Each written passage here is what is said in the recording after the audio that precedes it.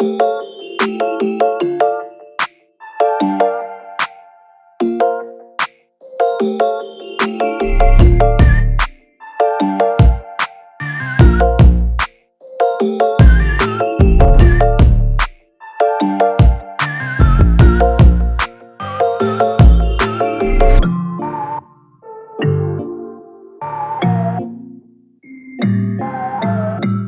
just wrapped up a Canon workshop.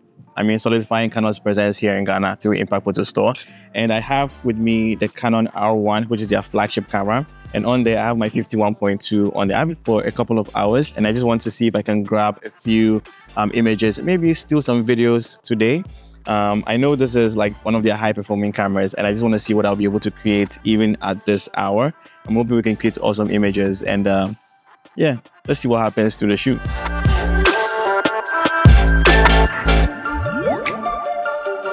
I just took a shot with the settings as it was, and now I have to make sure that I am using the settings that I want to use creatively. So the first thing I will change is going to be my aperture, because again, this is a 1.2 lens and I want to shoot at 1.2. So with that, this is the only change I've made. Let's do a similar post what we did the first time, because we'll be comparing these shots in post. It doesn't have to be the exact same. All right. So now that I have taken another shot, you can see that when we started with the settings that was from the camera, it was really dark. But when I just changed the aperture alone, two things have happened. The image has gotten really, really bright. And then also our background has lost some of the information, meaning that it's gone a little bit blurred. So what I want to do creatively is to maintain the blur in the back, bring the exposure down to a level that you can appreciate. So what am I left with controlling?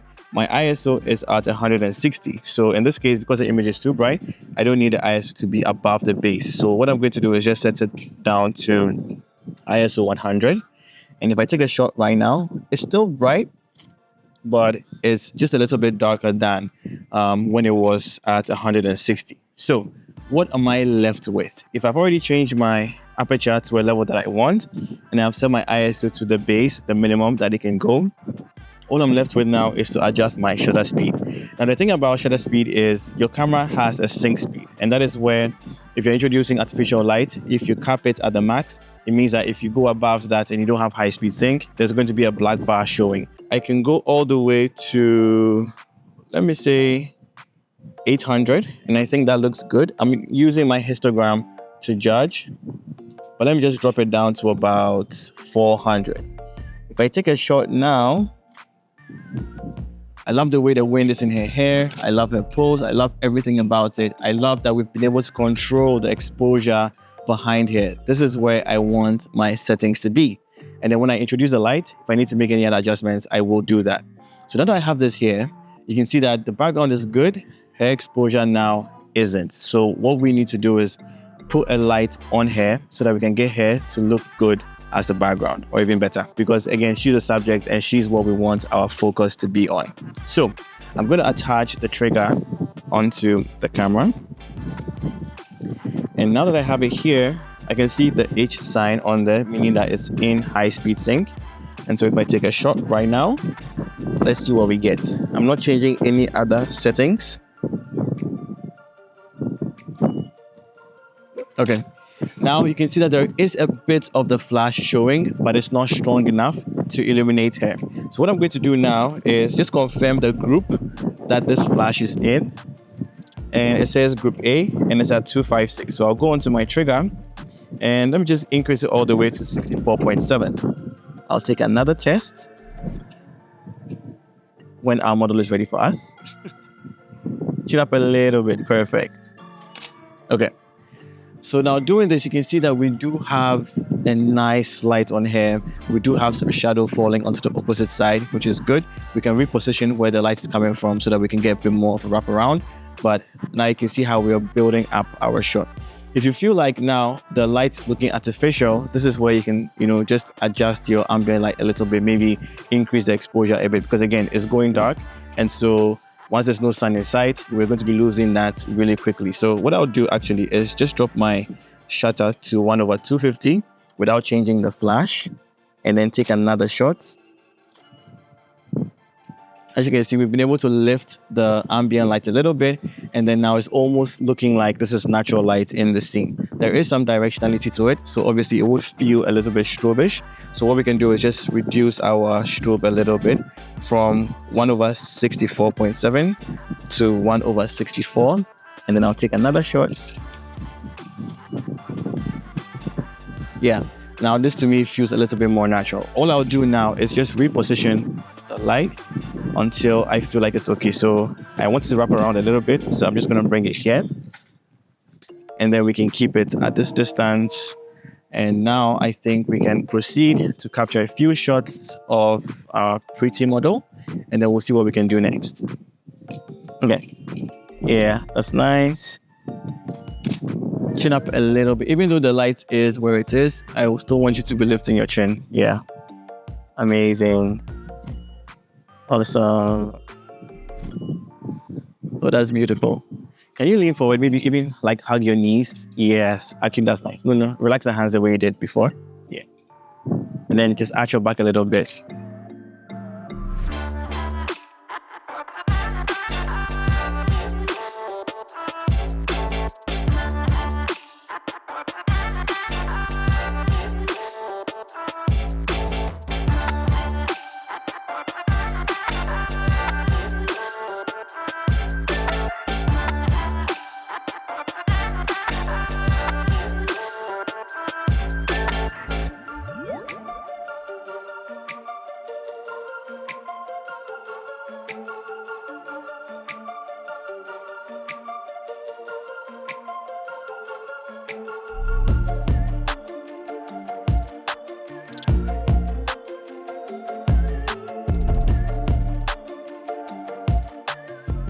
Putting in portrait on my R5 because I mean this is how the camera is. If I have to shoot portrait, I have to turn my whole arm and then shoot this way. But because this has the built-in grip and it also has a trigger button right here, if I flip to vertical, I can just be shuttering this way and hold the camera a normal way, and that's really amazing. I love this. Let the hair do what it's doing. Let's see what we can get. Maybe try and put your arms around you, something like that.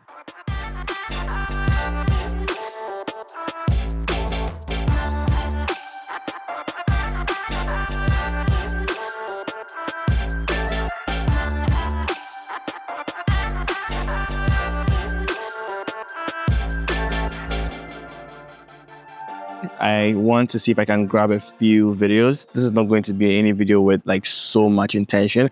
I just want to play with the log file. This is the first time I'm going to play with C-Log 2 and then see what I get. So this is a video now. So just add a bit of movement, you know, things like that. All right. 3, 2, 1, action.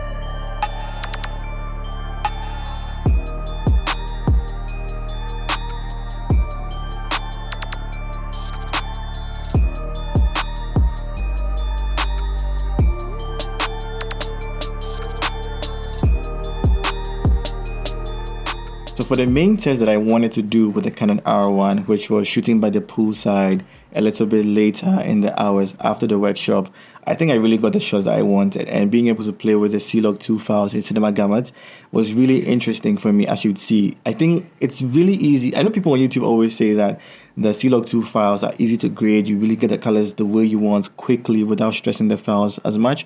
And I was a little bit skeptical, and that's because on my Canon R8 and the R5, all I have is C-Log 3, and I have Cinema Gamut and BT709 and BT2020, but there is a little bit of a struggle for me when I'm using Cinema Gamut on C-Log 3 on the R8 or R5. And I did think that I was going to struggle with the C-Log2 cinema gamut on the Canon R1, but to be honest, I think that the files were actually really easy. This is the simplest grade that I've ever pulled out of the Canon camera, and I was able to get the colors exactly as I wanted. We were done with the main shoot that we had come to do, but then the model also mentioned that she brought a bikini and it was late in the night and she wanted to grab some pictures. And I was like, you know what, I'm already here with the Canon R1, I'm already here with my 50mm 1.2, and we have an LED on hand. So why don't I even stress test the camera even more, looking at the color scheme that we're going to be working with, just to see how it would perform in a situation like that. And so because it was not really part of the plan, I was not able to film any intentional BTS. But then I hope you're going to enjoy some of these videos as you're watching this video. It was late in the night, the city lights were even brighter, and even the apartment that we were shooting at had even turned on some of the lights that they had at the location. And I just thought, you know, let me just see how this would render in photos and in videos. So I ended up just grabbing a few images and a few videos just to see how the files will look like. And to be honest, I'm in love with it. The Canon R1 just represents colors just as I see them. You don't really have to struggle to pull the colors, and if you want to color grade, the files are still extremely flexible. Let me know your thoughts by looking at these videos, looking at the images I captured, what you think about the Canon R1. I think it's, to be honest, one of their best cameras that I've ever used. Ergonomically, the handling, even though it's a little bit heavier than the Canon R5, and the 24 megapixels honestly do not really feel too small on the Canon R1. I don't know if that makes sense, but the files just look rich and heavy. And yeah, just let me know. Again, I don't want to be rambling too much about the Canon R1, but to be honest, I did enjoy using the Canon R1. Let me know your comments and share this video to anybody that you think would find it interesting. And I'll see you guys in the next one. And remember, don't ever give up.